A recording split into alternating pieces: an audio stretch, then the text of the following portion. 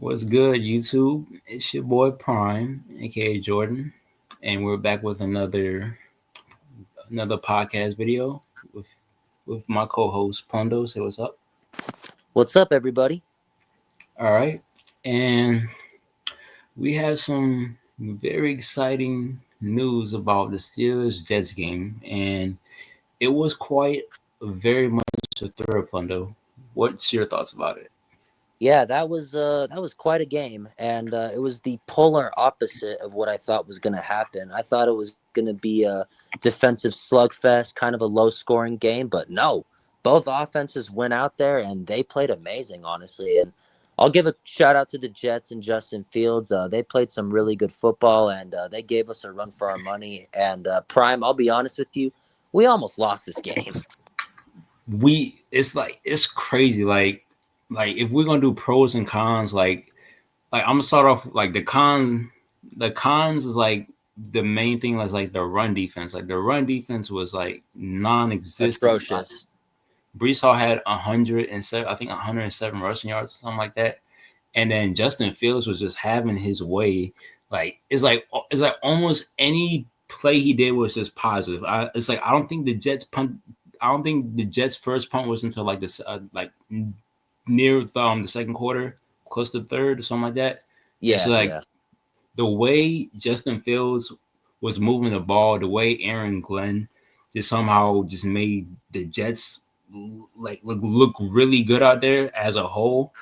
Their defense was on and off, but just I say overall how the Jets played. If I was a Jets fan, I would be pretty pretty solid. I won't say happy because you wouldn't be happy with a loss, but I'll say compared to the play we've seen the Jets in the past few years, that's probably one of the best games I've seen from the Jets in a while. I So, agree. I agree. but yeah, let me come back to more with some more cons like Darius Slay. Um, Yeah, kind not a good showing out there from Slay. yeah, it's like kind of like what I said in the chat when we signed him. Well, what a couple of people thought in the chat when we signed him is like, is he gonna be solid or is he gonna have like flashbacks of Patrick Peterson as we saw a couple years ago? And that's what it like on Sunday because Garrett Wilson was just having his way.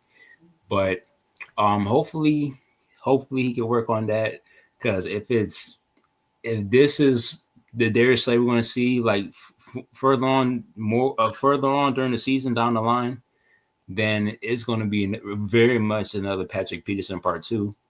And the other con, Broderick Jones. Um, Oh gosh, oh boy.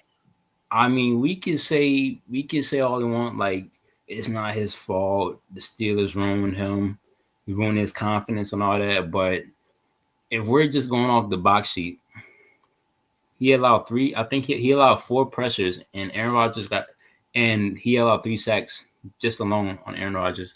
Aaron Rodgers got sacked four times, and it says three of them was from Broderick Jones himself. So then like they saw that, and then in the fourth quarter they made adjustments, and then Darnell Washington took some snaps around the left side, and the blocking just looked better. He's a tight end, and how come the blocking just looked better when he was around? It's like it's like man, bro, like I This can't is I why I can't. was super against him playing right tackle the first couple of seasons. And I'm not trying to, don't get me wrong. I'm not trying to, excuse Broderick for how he played. He played awful and, he needs to get better. But I just really wish they never started him on the right side. That was the dumbest thing they could have done. Yeah. So so yeah, like that's so those are my three cons. There's Slade, Broderick Jones, and the run defense. All that needs to be worked on. I don't know about Broderick Jones, like, but that's enough of the cons. Now for the pros, I got a couple of good pros. I'm gonna start off with T.J. Watt. I know a couple of people won't think that, but I'm starting with T.J. Watt. It would feel that he didn't make too much plays on the field because I feel like nowadays when you're a Steelers fan, everybody just looks at the sacks perspective for TJ Watt. It's kind of like when Steph Curry is playing basketball. it's like when he doesn't make a three, it's like surprising because he's the best shooter in the world. Everybody wants to make, every Warriors fan, everybody who's a Steph Curry fan is happy when he makes a three because that's mainly that's what he's mainly been known for. So when TJ Watt in that category, he's mainly known for getting to the quarterback, getting sacks, and just making his presence felt. To me, he made his presence felt because there's like a little graphic of all of Brees Hall's runs he had on Sunday. He did not run to the right side once. And TJ Watt was on the right side. So that means all of his positive yards was coming from the other side, even like I said, the run defense that needs to be worked on. But just the TJ Watt effect and that Aaron Glenn knows in his mind what the game plan was for the defense because TJ Watt is that guy, you know, he made his presence felt. So they had no runs on that side. Otherwise, it's been like a tackle for loss, potential for a fumble, and stuff like that. Um, Yeah, exactly. my next pro, uh, Calvin Austin. In my eyes, from my perspective, I felt like he was the best wide receiver out there for the Steelers on Sunday. Like Yeah, I four mean, he got a catches, touchdown.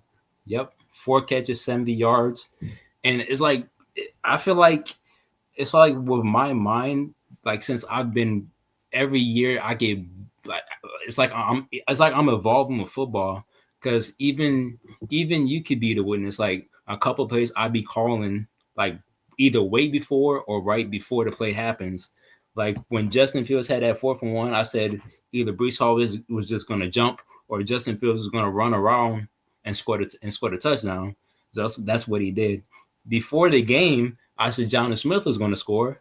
That's what he did. And who am I talking about? Calvin Austin. I was saying if you find Calvin Austin or Pat Frymuth for a couple of plays, it's gonna be positive yardage. And almost every play Calvin Austin had was positive yardage. Like like in the final 2 minutes, that pass that was intended to him, I feel like that Oh, was that should pass have been interference. Ti. That Yeah, should have been Ti. yep. And like also he also made a So tough obvious. catch. Yeah, and also he made a tough catch on Brandon Stevens. Like he's not getting enough credit. Like I don't think he's getting like enough credit. I feel like he was the best wide receiver out there because even though DK Metcalf had the most yards for the Steelers, he had a couple of drops and one lucky catch, I might add. So props to Calvin Austin right there. My next pro, Ben Skoranek, probably the most underrated performance for the Steelers all day. Um, like if you would have told me Ben Skoranek was going to score the first touchdown for the Steelers, I wouldn't have believed you, but he did. A little solid wide receiver 3, wide receiver 4, and he's probably top 3 in special teams for our team Honest, because I agree. Kenneth, even though Kenneth Gainwell forced a fumble, but Ben Sprotter recovered it, and we also saw Ben Sprotter recover like a forced fumble or two last season. So it's like I feel like he Skoranek should get got like nice special teams. yeah. So I feel like he should get like a little bit more credit. He's been very solid for us. Without the touchdown, without the fumble recovery that he had, we wouldn't have a shot to win this game. Because those were definitely like the main momentum shifters right there. Um, Yep, I agree with you. I'm glad you mentioned that. my next pro, where do I start with Christopher Boswell? The best kicker in the league. Yep, I was like year in and year out, this man just shows how good he is as a kicker. Like Chris Boswell has been so good for the Steelers. The main bad thing we remember from him was the 2018 season. That's it. Yeah, That's he it. did his best Charlie Brown impression that year, but I think he learned. Yes, like that's it. Like 2020, he kicked the 59 yarder. Now in MetLife, which has been a cursed turf, cursed stadium, MetLife with like under a minute left to play, 60-yard field goal. That's how much confidence Tomlin has with Chris Boswell, and like a 60 yarder, perfect from field goals, perfect with extra points. Jake Moody, you could have took some notes, but he unemployed now. And keep in But mind, Chris Boswell was picked up literally off the streets back in 2015 because of Josh Scobie's disaster class. And wow, what a pickup that was, huh?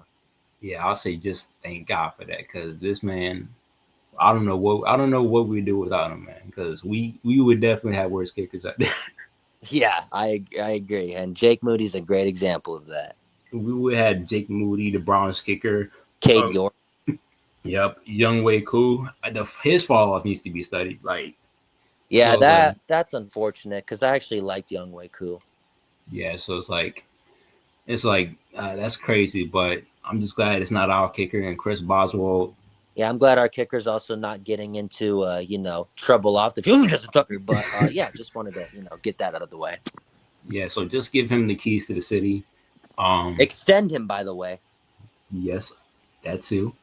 And I got two more pros. Next pro, Aaron Rodgers. Yes. What Oh my. what a debut! And it's even crazy. Like when I said about Ben Skowronek, like he scored our first touchdown. Not only was that the first touchdown for the Steelers, but the first opening drive touchdown for the Steelers since 2008. That is ridiculous. That was insane. Well, opening drive touchdown in week one. So yeah, that is ridiculous. So but Aaron Rodgers, outside him being sacked 4 times, outside him throwing like two passes that should have been picked off, like he played a hell of a game. Like I think he has 242 yards, 4 touchdowns, and like I think only 8 incompletions. Like that is absurd for your first game as a Steeler, and not just that being his first game as a Steeler, but for the stakes because facing against the Jets, facing against Aaron Glenn, everybody knew it was going to be it's going to mean so much to him, and he showed so much emotion on the sideline. Like I haven't seen Aaron Rodgers show much emotion in a while, but he showed a lot of emotion on Sunday, and he played a Yeah, hell of a football game. it's been a rough couple of years for him. I mean, the last time the guy has seen the playoffs, which is kind of rare for a guy like Aaron Rodgers, was 2021. That's the last time. I thought it was 2023. No. Well, oh, damn, that is insane. Yeah, the last time he made the playoffs was with Green Bay, his Wait, MVP year when oh, they lost to San Francisco. I'm tripping. So wait, what about 2022? Because I forgot. I mean, his final year, he didn't do too bad, but they went 8-9. Oh yeah, And yeah, yeah. I remember the Lions beat them. They missed the playoffs and they just choked. Okay, I'm starting to remember now. yeah, yeah. So it's been a rough couple of years for Aaron Rodgers. So the emotion was high. Yeah, so it's like yeah, so very much incredible game for Aaron Rodgers. And now, last and not least, my final pro from Sunday is Jalen Ramsey. What Yes. a dog! Wow. And I also like so so him playing safety, him playing a little bit of corner. We saw a glimpse of that. And also from halftime, him and Garrett Wilson was getting before halftime. Him and Garrett Wilson was getting into it. And I also sent the Michael Jordan meme that, and I took that personally. I said he was going to go off. Now let's look at this. Let's look at the stats. It said Jalen Ramsey in his Steelers debut, 87.5 coverage grade, 24 coverage snaps, 6 receiving yards allowed, 2 forced incompletions, and a game-winning defensive play. When he made that play on Garrett Wilson, I got so hyped. Like I be hyped when I see like positive Steelers plays, interceptions, forced fumbles, touchdowns, and all that. But I think to me, I don't think I've been that hyped over a Steelers play since like Mike Williams made that catch against the Commanders. Like if I'm Yeah, being that realistic, got me up out of my seat going. like I got up, I'm just shouting, I'm just running across. I'm like talk your stuff. I'm like I'm just talk your stuff, talk your mess. I'm like I'm not trying to curse, but like yeah, I was going crazy. Just him seeing that, just him showing that emotion out there. Like I was like, yeah, he's a dog. Cause I was happy when we got him. It was just bittersweet letting Minka go. So I wasn't mad about like fully mad about the trade. It was just bittersweet. And But look at how the Dolphins did week 1. uh, yeah, they're They'll be lucky to win the game. But Jalen Ramsey, what a dog. Probably gonna have to get the jersey soon, but I don't have too much words to say. Like he just played really incredible out there. Yeah, no, he did. He was very good, and I am very happy he's on our football team, Prime. Yes, sir. So, do you have any more thoughts about the Steelers Jets game that you wanted to Uh, add? yeah, I'll go ahead and add some thoughts here. But first off, I agree with pretty much your pros and cons. I think you explained them pretty well. One thing I will add though, the defense. I mean, what was that? Like, what was that? I mean, I get it. Fields and Hall. They're a great lethal rushing attack. It seems, but I mean, you guys are the most expensive defense in the league. I mean, Yeah, that's inexcusable for what happened. And I was looking at some of the film, Prime, and just watching that run defense. One guy that really stood out to me that was getting just absolutely bullied was Keanu Benton. yeah.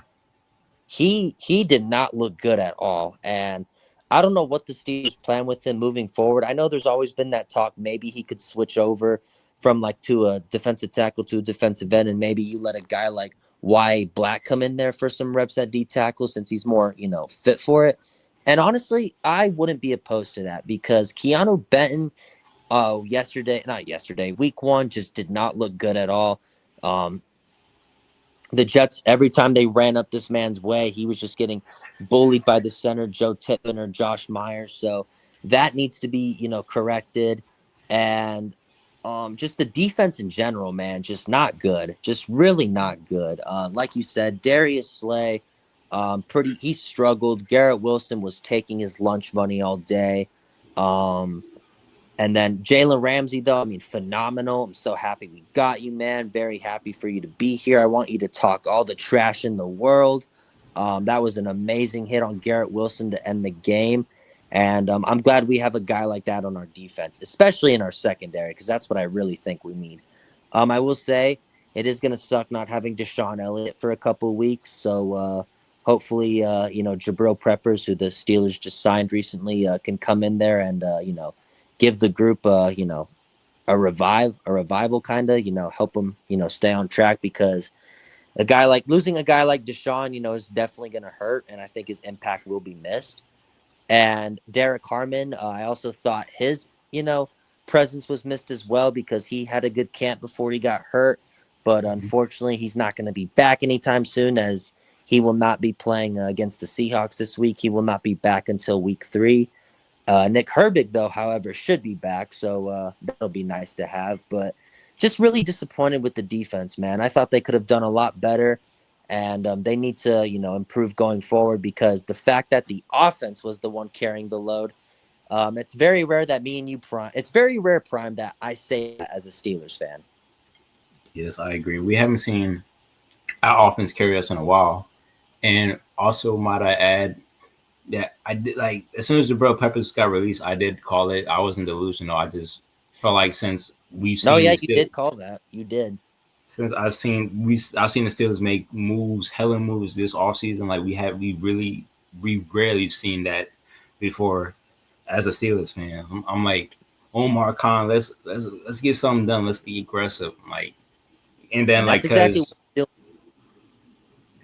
cause like Juan Thornhill, I'm still shaky about Juan Thornhill, and then Chuck Clark. Yeah, I'm not really yeah, confident I'm with I'm Chuck very Clark. safety room. Yep. And then before we get to the next category, both the Hayward brothers, tighten up, tighten up, man. Yeah, tighten up. You've got to tighten up, especially you, Cam Hayward. You got your money. You were complaining about that when you literally got an extension off season. So, come on, man. You got your money. Now go play. Like, go play good football. Um, show us the Cam Hayward that we know you can be because we did not see that on Sunday. Yeah. Then he got hurt for one play. It wasn't nothing serious. He got hurt, and then Connor Hayward made a dumb penalty. I don't know what was on his mind, Oh but yeah, Connor, what was that? yeah. So like, they need to tighten up moving forward. But that's pretty much about it for Jets Yeah, I Steelers. want to. I'll talk about the offense real quick if you don't mind. Yeah, go ahead. Yeah. First off, Mr. Double Count Disc Check, Aaron Rodgers. Wow, what a performance, especially in your Steelers debut. I couldn't be more happier for him, especially with how things ended with the Jets when they basically told him to go kick rocks, that you're not good enough to play anymore. And what does he do against his own team? Goes in there, throws 4 touchdowns, sticks it right up to Aaron Glenn. And Aaron Rodgers, I think, is what is the exact leader that this offense has missed since Ben, because Aaron Rodgers is a guy that can put the ball where he wants it to. He's just a very, very smart football player. And I think, and I've been kind of saying this now for the past couple of weeks after thinking about it, I think Aaron Rodgers and Mike Tomlin is the match made in heaven that no one is talking about, because we know the type of relationship these two have. We know how familiar with they are with each other, going back to their Super Bowl days. Mike Tomlin, think about it, hasn't won a playoff game since 2017. Rodgers hasn't been to the playoffs since 2021 and has had, quite a rough couple of years here. I think Aaron Rodgers needed Mike Tomlin, and Mike Tomlin needed Aaron Rodgers. And I couldn't be happier for how A-Rod played. He took full command of our offense, but now I got to say to the offensive line, and specifically you, Broderick Jones, we have got to keep that man upright. That is a 41-year-old quarterback, and he's not exactly a spring chicken. So you gotta keep him upright. Broderick, you gotta play better. Show us why you're a first round pick. I know, and I've even said it, I don't know why in the hell we put you at right tackle the first 2 years, but Pat Meyer isn't exactly known for being an offensive line mastermind. So that's really all I got to say at the offense. DK could step it up a little bit, made a couple plays here and there, but $30 million a year, and you can't be having the drops that he did. But Calvin Austin, great game, picking up right where he left off, and I think he's only going to get better. But great win, lots of positives to build off of, but there were also some negatives as well. But happy we're 1-0. DK Metcalf has more yards currently than Justin Jefferson and Jamar Chase. By the way, I'm just kidding. All right, let's go to a next subject. Apparently there was some Tyreek Hill rumors. No, and I know it's still early. I know the Dolphins said that they're not doing anything with him right now, but the way the Dolphins look, um, Tyreek is hypothetically, on is his way out. yep. I feel like he's on his way out as well. But there was some rumors linked to him potentially could be a Steeler. Would you like that? Would you like Tyreek Hill as a Steeler? Yes or no? Honestly, if the price is right, yes. Because I'm a little iffy on Tyreek. Not Tyreek's play style. We all know what Tyreek can do on the field. But my whole thing with Tyreek is just the attitude and just the ego. I don't know if I want that in the locker room, especially with what has happened in the past with diva like wide receivers. Me and you both know that very well. Mhm. And I just don't think that's what the locker room needs. I don't think that's what Rodgers needs. I don't think that's what like guys like TJ Watt and Cam Hayward need to hear in the locker room, even Mike Tomlin. If they can fix Tyreek's attitude, I'm all for it. Come on in. I know we need a receiver. I'm all for it. So I think Tyreek would be, a great addition in terms of his play style. I'm just worried that it's going to be a little too expensive and that he's going to, bring his attitude concerns over. No. All right. Yeah, I do agree with you about the expensive part. I feel like that's like 50-50. Because maybe he would want a bag. He would want a bag, but also at the same time, as we seen from last season, like last season was like very much a down year. Probably the worst Tyreek Hill we've seen since like his early days, like 2017, 2016. Yeah, I agree. Um, I agree. He did not have a good year. that he didn't do much. He didn't do much Sunday, of course. Who would do much with the Dolphins right now? And also the fact that there is a stat that he hasn't had over like a 30 plus yard gain or 30 plus yard touchdown since like week one versus the Jags. Like if that's saying that, like for a guy that's literally nicknamed Cheetah, for a guy that was literally the number one player in the NFL top 100 last year, like that's a lot to say. So it's like, that's like if things keep going the way it's going, I feel like his trade stock was definitely going to go down a little bit, you know. So like he's still very much a hell of a good player, but it's just like from a numbers perspective, from things have been looking like nothing has been really productive lately. And then he had that whole off season segment. It's like, no, I can't do it anymore. It's like, I love y'all, but I gotta get out. And then that was like early on. Then it switched up, you know. Then he had his divorce with his baby mamas and all that. So like he's been going through a lot. He's been going through a lot. And now you're like you lost your baby mama. You gotta pay money and child support and all that. And now you're on the Dolphins, who's like the worst team in the league right now. So it's like a lot's going on. Mike McDaniel probably going to be on his way out and in a bit. So it's like, yeah, so it's like 50-50, but I do agree with what you said about Tyreek Hill. Yeah, no, I think you're absolutely right bringing up his personal life at the moment because he is not in a great spot, and I imagine he's not really in the best spot mentally either. And who is one guy that could really deals with mentals really well and could steer that player in the right direction just in terms of, not only football, but in terms of life?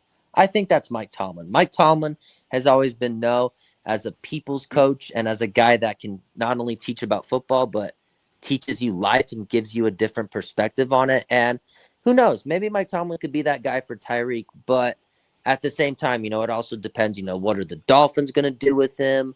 But I really think Tyreek is going to be on his way out because, as Prime mentioned, the Dolphins just look terrible.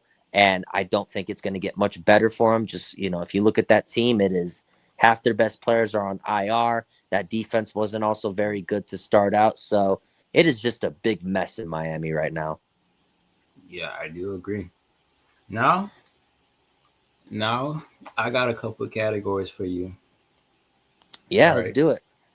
So based on, I mean, so like based on week one, like we can both say who's the worst team week one. You know, the Mm-hmm. Dolphins. So like, Yeah, yeah, that's that's out the way. Yeah. So now for you, I'm gonna let you go first. Who do you think was the most disappointing team that you seen on Sunday or like week one? Who's the most disappointing team? It could be a team that won, a team that lost. Just who you think was disappointing. Carolina Panthers. Oh, okay.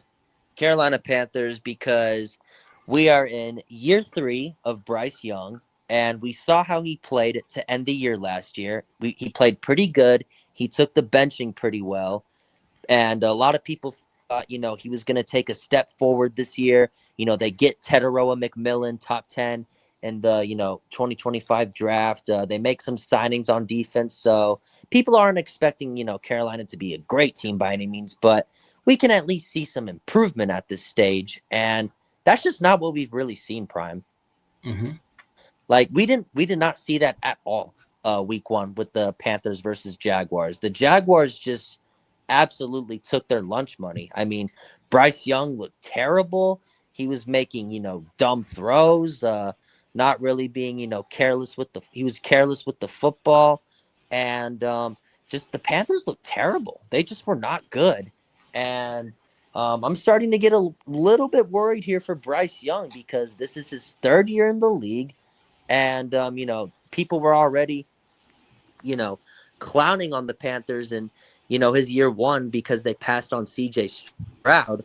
But it's just, you could say what you want about Stroud, but at least Stroud is not on the hot seat. At least Stroud actually can play some decent football because, granted, his offensive line isn't really good right now. But I think, the Panthers were very disappointed, and I expected better from Bryce Young, and I actually expected a competitive team. Yeah, that's some good points out there. Um, What about you, though? to me, I was thinking between three teams. Like I feel like the Chiefs could have been up there. The Yeah. Niners. The Niners for sure are up there. But to me, I'm gonna lean towards the Denver Broncos That's a good one. um like Bo Nix, I, like bro, that was abysmal. Like so his stats 25 completions, 40 or 25 out of 40. So like he threw the ball 40 times, came like 176 yards, a touchdown, and two ints. Like he looked flat out terrible out there. Um, RJ Harvey, he played pretty decent. J.K. Dobbins had a touchdown. Um, and like since they statistically have the best defense in football, like Nick Bonito, Patrick Surtain, uh, uh, um, Zach Allen, you got Jedi Barron there now. So I mean, the Broncos have a loaded defense. yeah, and then Hufanga as well. Like they have a very tight defense. Thank God that they're on a couple of my fantasy teams, but they look flat out terrible. And if Cam Ward's receivers could catch the ball, you could say that the Broncos debatably lose this game. So this is a team that had like a little bit of hype for, like saying that the Broncos gonna be underrated, and we was talking about it all off season and stuff like that, because the way the AFC West right now is, like the Raiders won, the Broncos just won, Chargers won. Justin Herbert looked elite, and then Herbert looked amazing. yeah, and we could say the Chiefs look terrible, but as long as Patrick Mahomes is the quarterback, you can't really count him out of anything. So it's like, Yep, exactly. So it's like Bo Nix needs to work on, like, I get it was week one and stuff like that. Everybody has week one jitters. Joe Burrow knows that from experience, but you can't keep playing like that, especially from the fact that Cam Ward is making his debut and on a Titans team that I still think that's going to be very terrible. Like that needs to be worked on. So Yeah, no, I think you bring up some good points. I definitely expected a lot better from Bo Nix, especially against a leaky Titans defense and a team that's just not going to be good.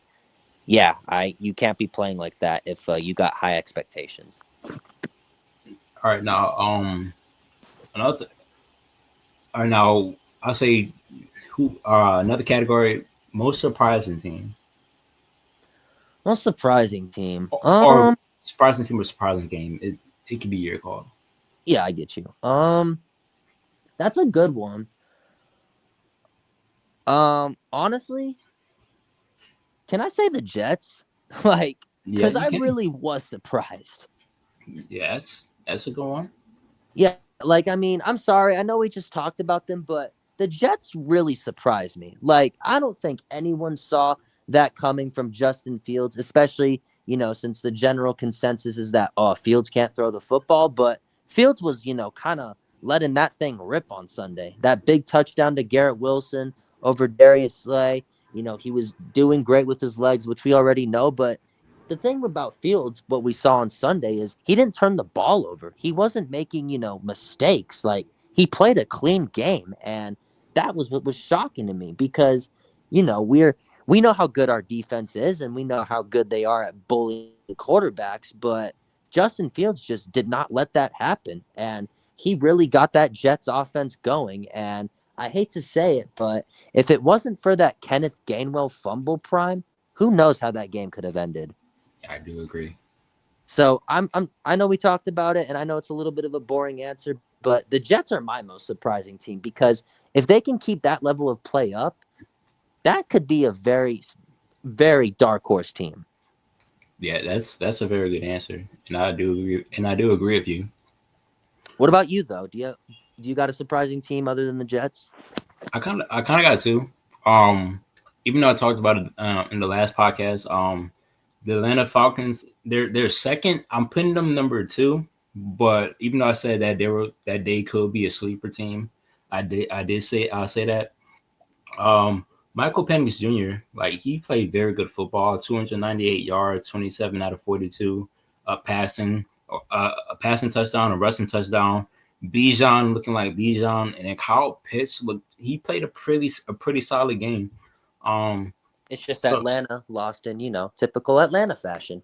Yeah, so like their defense kind of sold in the end when Baker Mayfield just letting Emeka just flat out just cook, and then Young Way Cool just might need to have to pack his bags. Like when they called the timeout, you made the kick with ease, but then game on the line, your foot just shanks it all the way to the right. I'm like, I don't know, I don't know how. I'm like, say they forced overtime, they probably could have won that game because the Falcons this week the Buccaneers last season.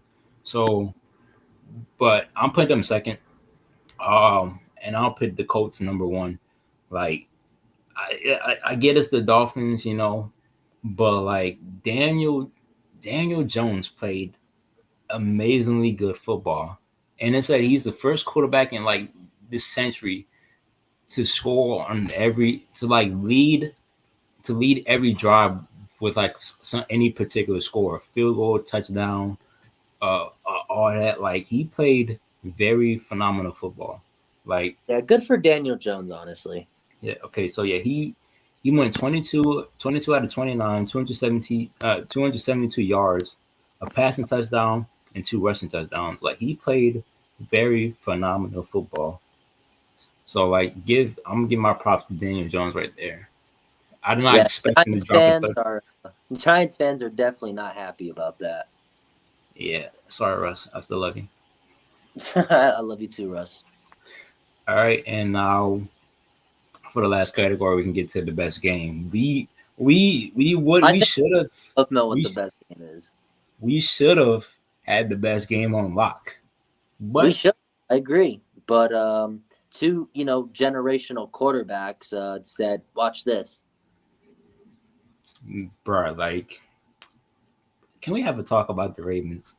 Like, I mean, That they're still gonna be elite. Like, they're still gonna be elite. Like, no matter, regardless. Like, they're like the Oh yeah. Chiefs. No. I'll say this though, like no, regardless of what we say, like the Ravens are going to be in the playoffs. Like they are still a bona fide Super Bowl contender. Like that is still a great football team that I am not looking forward to playing. Agree. But But it's like, man, but did they sell that?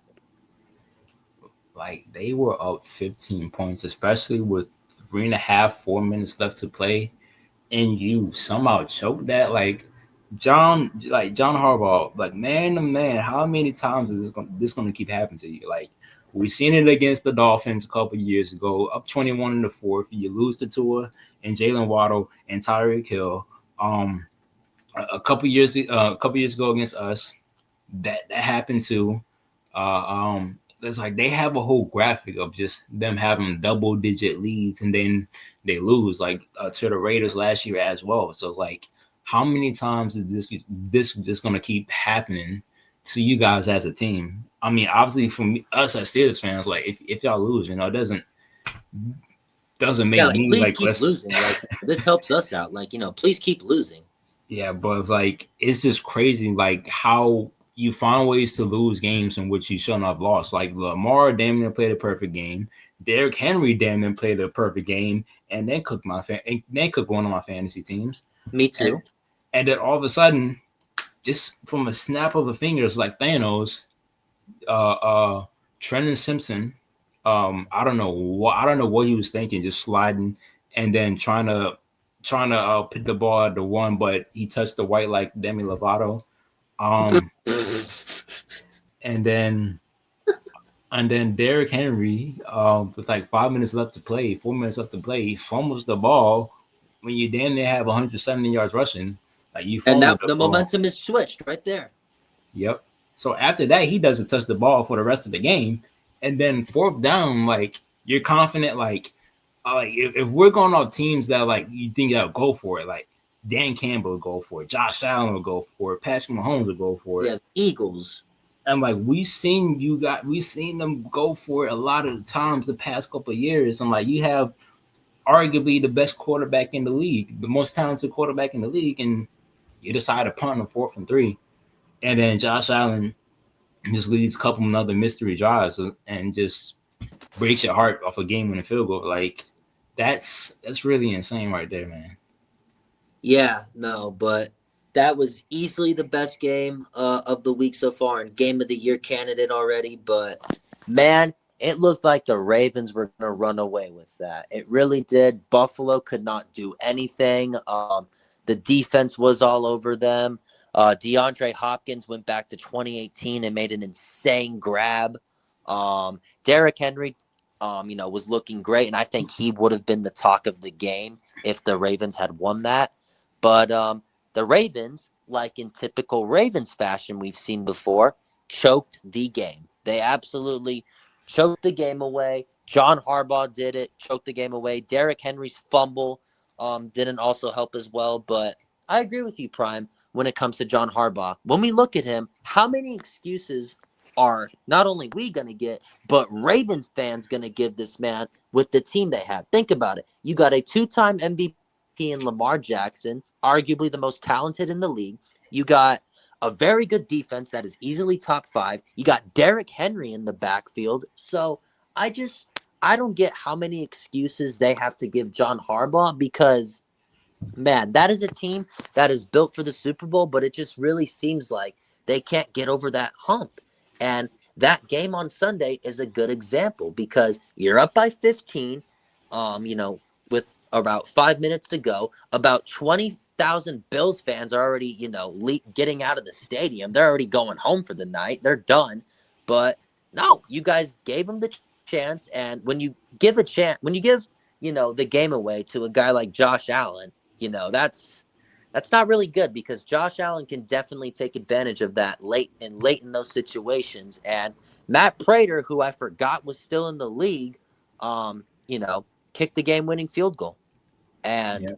it just, the Ravens just lost in typical Ravens fashion, and they shouldn't have, because they should have ran away with this game. I mean, they were crushing them, Prime. They had Yeah, all the momentum on their side. yeah, that was insane. Very much insane. Very, yeah. It was, in all things considered, though, that was a really good game. That was a really fun game to watch. I was watching that with my stepdad. We were going crazy. We were also celebrating because the Ravens lost, and screw the Ravens always. But yeah, that was just that was a really good game. Oh, and Jair Alexander, you light my fire. But he got constantly cooked. But he got cooked in the fourth quarter alone by Cam Coleman. Yeah, Keon Coleman had a good game. Yes, very. They're counting on him to take a big step, and man, what a that game is a great great step in the right direction. Definitely agree.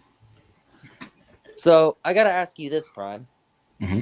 because we're doing kind of categories, and this can be the one we ended off with. Who is the MVP of Week 1? Who had the best performance, So just player wise, player wise? Yeah,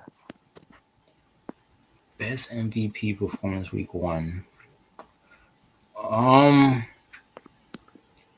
could be anybody. could be anybody. Um,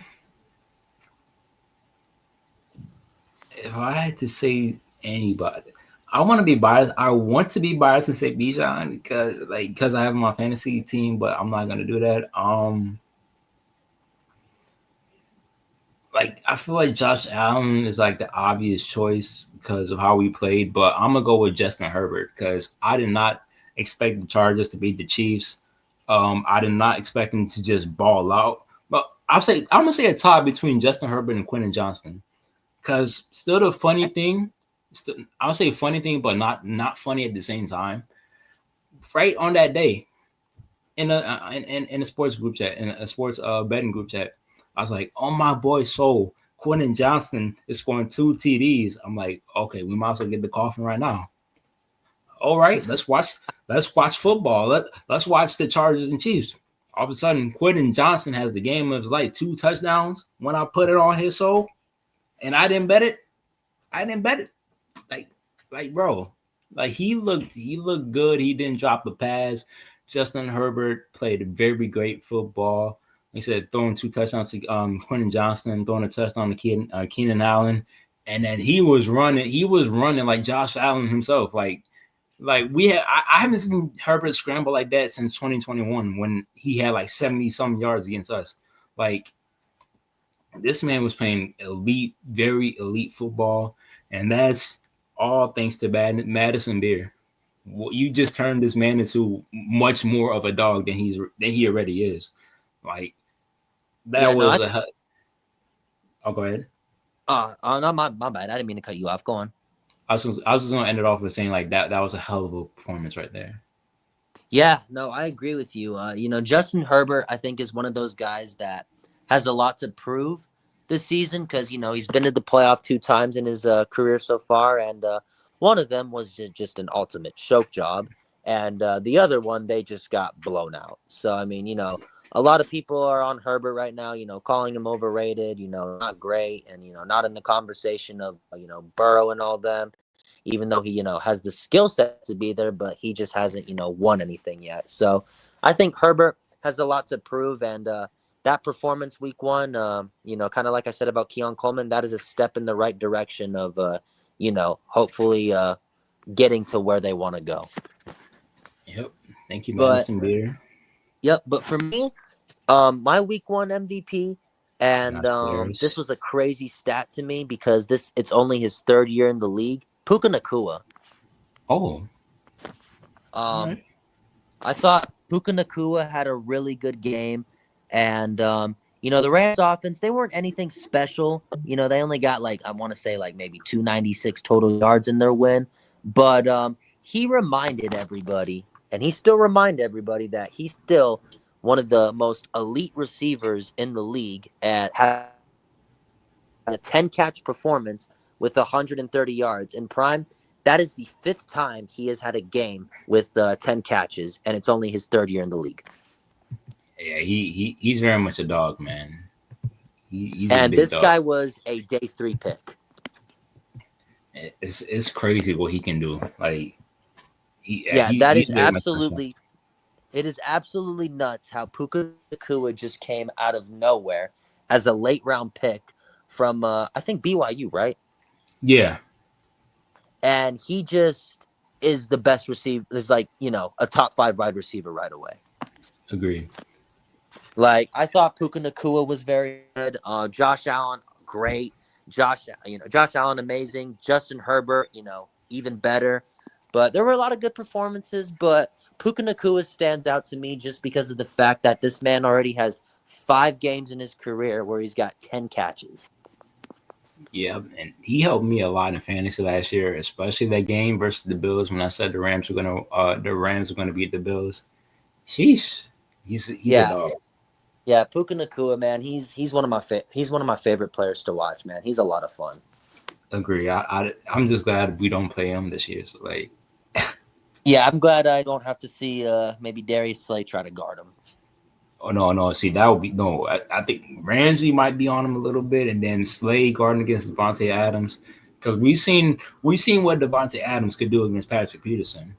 Let's Oh not. yeah, we don't need to speak of that. We don't need to Yeah, speak of that. yeah. Let's not have this be the case. But But all right. So our final segment, Prime. Let's talk about our the Steelers' upcoming opponent. all right, and upcoming opponent we got the Seattle Seahawks, First and home game for us. yep. So we're at home. Already our fans are electric. I'm putting the rent on DK to score a touchdown. If Oh Aaron yeah, Rodgers me. should find him the ball and stuff like that. So if we can keep our offense just progressively like how we did against the Jets, minus the O line troubles, I'm very confident we're gonna win. Um, and like if we're talking about the Seahawks, they looked terrible against the Niners. Like both teams looked terrible, but the Niners was just better at not being terrible. Like Sam Darnold didn't look Sam Darnold. Like the I say the two positives on offense was Zach Charbonnet and JSN, because Kenneth Walker, you're supposed to be the lead back and you didn't do much. Sam Darnold didn't do much. Cooper Cup didn't do much. Yeah, that Um, Seattle offense just was it was bad. their defense played solid for the most parts. Most part they had 2 picks on Brock Purdy. Should have been 3, but Tyreek Woolen forgot how to catch and play football. Like how you let a random tight end just march and catch the ball. Like you were in prime position to get the pick, but you didn't. That's Yeah, kind of crazy.